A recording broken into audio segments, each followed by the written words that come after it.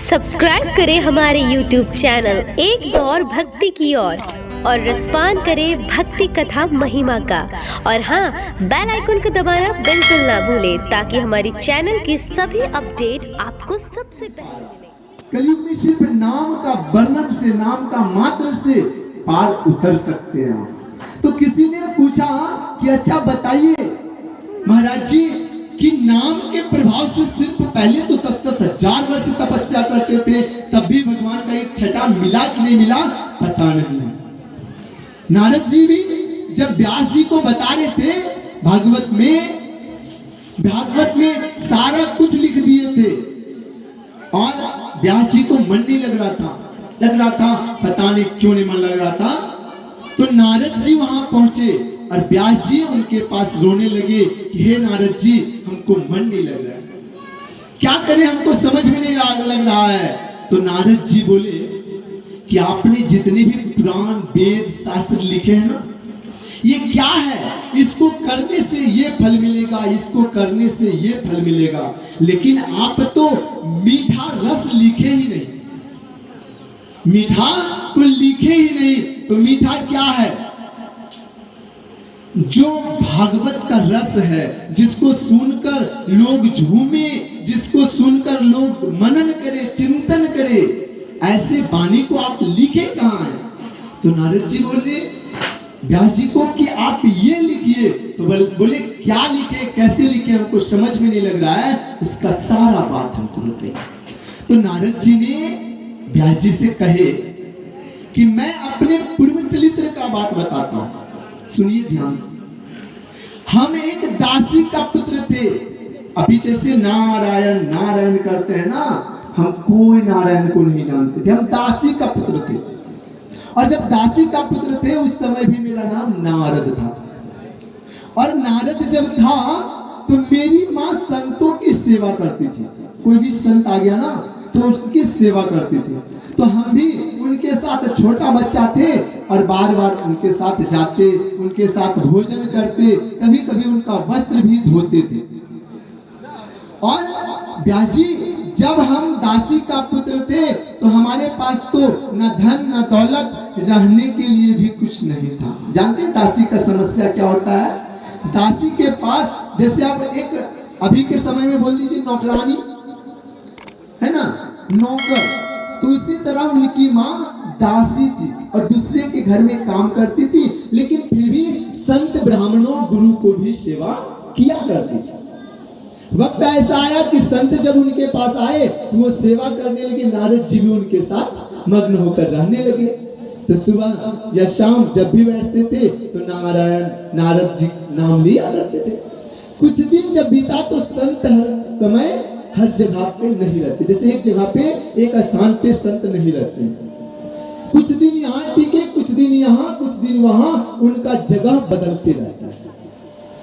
कहे हे व्यास जी जब संत जाने लगे तो हमको मन नहीं लगने लगा, हमको लगा कि अब उनके बिना कैसे रहेंगे, और वहां से हम भी जाने लगे। जब कुछ दूर चले गए तो संत जो थे वो कहने लगे बेटा नारद तुम घर चले जाओ, बेटा नारद तुम घर चले जाओ, वरना तुम्हारी मम्मी हमसे गुस्सा होगी, क्योंकि संत आया और मेरे बेटे को पढ़ा कर लेके चला गया। अभी आपके बच्चे मेरे पीछे जाने लगे ना तो आप ही कह दीजिएगा कैसा पंडित जी थे, पता नहीं आए और क्या क्या बचपा को पढ़ा लिखा दिए और लेके जा रहे हैं साथ में। नहीं बेटा नारद तुम चले जाओ। जानते व्यास जी हम तो चले गए, लेकिन बार बार संतों के कहने पर हम बोले कि हे महाराज हम आपके बिना नहीं रह पाएंगे, अब हमको मन आप लोगों में लग गया है। तो बोले ठीक है तो तुम अपनी मम्मी से पूछ के आ जाओ। अब बताइए, आप लोगों से माताओं पूछना चाहते हैं कि कोई चाहता है कि मेरा बच्चा साधु संत बन जाए? कोई नहीं चाहता। हाँ, अपने सामने चोर बन जाए बेटा सही है, डकैत बन जाए सही है, लूट करे क्यों? क्योंकि बेटा मेरे आगे रहना। अरे बेटा आज का बेटा क्या करता है? असंगत रखता है, उसका संगत असंगत के साथ है, शराबियों के साथ, मांस मदिरा, वेश्यागमन, के साथ रहता है और माँ को पता भी नहीं चलता है, पिता को पता नहीं चलता है, एक पता चलता है मैं आपका बेटा ऐसा किया, फलाना का बेटा ऐसे किया। सही है ना बताऊं? तो जो साधु संत बनते हैं, देखिए उनका कार्य क्या है, भगवान को जपना, लेकिन फिर भी जो गृहस्थ जीवन है जिनका, वो माता पिता कभी नहीं सोचेंगे कि मेरा बेटा साधु बने। अगर जाते भी है ना तो हाथ खींच कर घर ले आएंगे। अभी तुम्हारा समय क्या है? पप्पू का पापा देखो कल गए थे भाग करके कि हरिद्वार चले जाएंगे, और जो ही स्टेशन गए तब तक पप्पू का याद आ गया, बेचारा पप्पू कैसे रहेगा, और स्टेशन से घर चले आए। इसीलिए जानते हैं ब्याह जी, हम तो संत जी के साथ चले जा रहे थे, लेकिन संत समझाए बेटा मम्मी को बोल के आओ, मम्मी भला कैसे आने देगी? तो बोली ठीक है जाओ, तुम्हारी मम्मी मर जाएगी ना तब मेरे साथ आना। नारद जी बोले ठीक है प्रयास करेंगे मम्मी को मनाने का। तो एक काम कीजिए, हमको ऐसा उपाय लगा दीजिए जो कि हम घर में ही भजन करते रहें। तो संत जी ने कान में उनको दीक्षा दिए और कहे जाओ तुम नारायण नारायण जपते रहना। नारद जी आए, घर में नारायण नारायण जप रहे, अब इनको संत के बिना मन नहीं लग रहा है। तो अब जो संध्या बैठते हैं ना तो 2 माला लेकर बैठते हैं, एक माला नारायण नारायण और दूसरा माला माँ मर जाए माँ मर जाए माँ मर जाए। बोलिए लक्ष्मीपति नारायण की। अब 2 माला लेकर बैठ गए, क्यों? क्योंकि माँ मर जाए, क्योंकि माँ से पूछे थे मम्मी संत के साथ जा जा, अभी 15 साल का हुआ है और बड़ा न संत और साधु बनेगा, चल बैठ घर में। अरे संतों का सेवा करना मेरा काम था, सेवा कर दिए चले गए। ब्राह्मण संत के साथ मत रहना, हाँ सेवा करो उनका। नारद जी बोले अरे मैया क्या बात करती हो, क्या लगता है नारायण का नाम ही तो जप रहे। बोले ना ना ना बेटा, अभी साधु संत मत बनो, अभी जो काम है वो करो, चल हम दासी हैं, तू भी उसके घर में कुछ काम करना, तुमको भी पैसा आ जाएगा, बस ऐसे ही चलते रहेगा अपना जीवन। नारद जी बोले अब माँ को मारना जरूर है। बोलिए वृंदावन बिहारी लाल की। अब माला जपने लगे, हे प्रभु माँ मर जाए माँ मर जाए। कुछ दिन जब बीता तो प्रभु देखिए, जब आपका मन अगर माया को छोड़कर नारायण की तरफ जाएगा तो नारायण भी समझ लेंगे। जैसे आज के लोग मंदिर जाते हैं ना तो कह देते हैं हे भगवान हमको पोता दीजिए, हे भगवान मेरे बेटे को अच्छा बहू दीजिए, हे भगवान हमें गाड़ी हो जाए दौलत हो जाए, यही सोचते हैं ना। तो क्या होता है कि आप माया के पीछे भाग रहे हैं तो नारायण कभी आपका हाथ पकड़ने वाला नहीं है। और नारद जी क्या किए, माया को छोड़ करके नारायण का हाथ पकड़ना चाह रहे थे, नारायण को सोच रहे थे यही मेरा हाथ थामे, इसीलिए माया को छुड़ा रहे थे, हे भगवान माँ मर जाए हे भगवान। कुछ दिन ऐसा जब बीता तो मैया गैया दूध रही थी, नारद जी की मैया गैया दूध रही थी और उधर से एक सांप आया और माँ को डस लिया। भगवान सुन रहे थे प्रार्थना नारद जी का, और जब डसा तो माँ मर गई। आया उनका दोस्त और कह दिया अरे नारद तुम्हारी माँ मर गई, अरे नारद तुम्हारी माँ मर गई। नारद जी हंस भी रहे रो भी रहे, हंस भी रहे रो भी रहे। एक आंख से ठंडा आंसू और एक आंख से गर्म आंसू। अब ये क्यों? क्योंकि सोच रहे थे कि माँ के सिवा मेरा कोई इस दुनिया में है भी नहीं, माँ के सिवा मेरा इस दुनिया में कोई नहीं है। और दूसरा तरफ सोच रहे थे कि अच्छा है माने हैं, अब तो हमें नारायण के पास जाने में कोई नहीं रोक सकता। और उनका श्राद्ध आदि कर्म किए और नारद जी अपने घर को त्याग दिया और जंगल में चले गए। अब जंगल में संतों को खोजते तो बड़ा संत भी है, संत एक जगह पे रहते नहीं रहते, आज यहाँ कल वहाँ, क्योंकि आपके बगल में सो हम बता दिए थे ना आपको फर्स्ट में, ये स्टैंड अगर लगा दीजिएगा ना तो ये स्टैंड ऐसा है ना आपको सुकुमार बना दे। ये लगता है ना जैसे कि ये स्टैंड है, तो स्टैंड है तो यहाँ बोलने का क्रिया हो रहा है, लेकिन ये स्टैंड लगाइएगा तो सोने का क्रिया हो जाए, इसलिए मत सोए। क्योंकि हम कल भी बताए थे कि जब आपको शांति मिलेगा तभी नींद आएगी। नींद क्यों आती है इसके बाद बताएंगे आपको। अब नारद जी जपने लगे, एक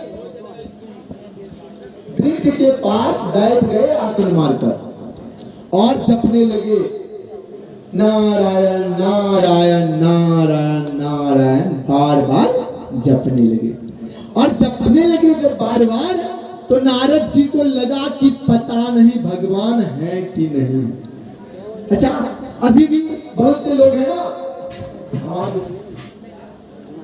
बार बार उनको लग रहा था, हम लोग को भी लगता है, जो व्यक्ति ज्यादा पूजा करेंगे ना, ज्यादा भक्ति करेंगे ना, और उनको घर वाले और बाहर वाले कह देंगे बार बार तुम पूजा करते रहते हो, देखा तुमको क्या मिला पूजा करने से, फलाना तो पूजा नहीं किया फिर भी देखो इतना आगे बढ़ रहा है, तुम पूजा नहीं किया तो तुमको क्या मिल गया बताओ। नारद जी देखिए, संदेह बहुत खराब चीज है।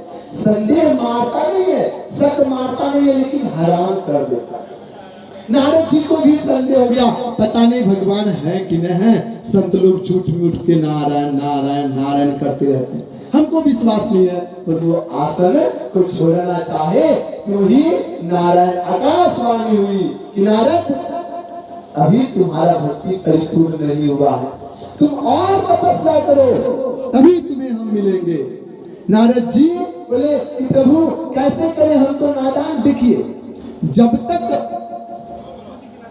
माँ यशोदा कृष्ण को पकड़ रही थी तब तक नंदलाल नहीं पकड़ाए, और जैसे ही मैया कहती अरे कन्हैया तुम्हें हम पकड़ पाएंगे क्या, तुम्हें तो 2 पांव है, तुम दौड़ के भाग जाते हो, भला हम पकड़ पाएंगे तुम्हें क्या, अब नहीं पकड़ पाएंगे कन्हैया, आ जाओ मेरे लाला।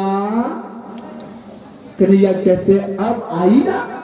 यही तो हम सोचते हैं कि अगर भक्त आके मंदिर में कहते कि हे भगवान हम क्या आपका पूजा कर पाएंगे, क्या आपका ध्यान कर पाएंगे, क्या आपका याचना कर पाएंगे, अर्चना ये मंगल मनन श्रवण हम आपका क्या कर पाएंगे, अच्छे अच्छे ऋषि मुनि भी नहीं कर पाए तो हम क्या करेंगे। और ऐसे जो ही बोलता है भगवान प्रसन्न हो जाते हैं। जो कुछ नहीं मांगता है उसको सब कुछ देते हैं, जो सब कुछ मांगता है उसको कुछ नहीं मिलता है। नारद जी बड़े ध्यान से बैठे वृक्ष पे, और आकाशवाणी जब हुई तो नारद जी कहे कि प्रभु कब मिलिएगा। इतना कहते ही अंतर ध्यान हो गए। नारद जी पूरा रोने लगे, अब कैसे मिलिएगा, अब कैसे मिलिएगा। और नारायण नारायण जपते जपते प्राण उनका चला गया। अब देखिए, जो दर्जी कपड़ा कल काट कर रखा है उसको निश्चित है कि वो कल सबसे पहले उस कपड़े को सिएगा, तभी दूसरा कपड़ा को हाथ में लेगा। सही है ना? बोलिए वृंदावन लाल की। जो पहला कपड़ा कटा हुआ है उसी कपड़े को पहले सिएगा, तभी दूसरे कपड़े को हाथ में लेगा। आज नारायण नाम जपते जपते नारद जी का देहांत हुआ, और नारायण ने खुद ब्रह्मा के पुत्र के रूप में नारद जी जन्म लिए, और नारद जी फिर नारायण नारायण कहते रहे। नारायण ने कहे कि बताओ नारद तुम्हें क्या चाहिए। नारद जी बोले हमें कुछ नहीं चाहिए, अगर देना है तो ये पीना जो है ना हमको दे दीजिए, और इसी को लेकर हम आपके सारे जगत में नारायण नारायण करते रहेंगे। और बिना लिए व्यास जी और आज तक नारायण नारायण करते रहते हैं। हे व्यास जी आप भी ऐसी कथा को लिखिए ताकि लोग सुनकर प्रसन्न हो। बोले नाम के प्रभाव से, नारायण नाम के प्रभाव से क्या हुए, एक दासी का पुत्र ब्रह्मा का पुत्र बने। इतना ही नहीं, रामचरितमानस में कहा गया है, रामचरितमानस में गोस्वामी तुलसीदास जी वर्णन किए कि राम प्रसाद शंभु अविनाशी, सजो अमंगल मंगल राशि। जो अमंगल को भी मंगल कर देते हैं भोलेनाथ, जो देवों का देव बने, महादेव बने, ऐसे भोलेनाथ कैसे बने। राम का नाम को लेकर हर बार वो राम राम जपते रहते हैं। इसीलिए वो भोलेनाथ बने, देवताओं का देवता बने। ये नाम का प्रभाव बहुत बड़ा है। इसीलिए हर मानव को चाहिए कि नाम का प्रभाव से ही वो तर सकता है। ये देखिए मृत्यु लोक है, यहाँ हम लोग जितने भी आए ना, जो जन्म लिया है उसको मरना अवश्य है, कोई रोक नहीं सकता है। जैसे एक गिलास में पानी गर्म कर दीजिए और गिलास को रख दीजिए, उस पानी को ठंडा ही होना, ठंडा होगा। उसी तरह हम लोग अगर जन्म लिए तो मृत्यु होगा, उसमें कोई भी संदेह नहीं। नाम के प्रभाव से नारद जी ने कहे कि हे व्यास जी, आप मधुर कथा को लिखिए। तो बताए कि कौन कथा को लिखे? तो अदो देव की देव गर्भजन्म गोपी गृह वर्धनम माया पुतलतापहरणम गोवर्धनोदाहरणम कंस छेदन पर्वादिहरणम कुंती सुता पालनम इति भगवत पुराण कथम श्री कृष्ण लीलामृतम।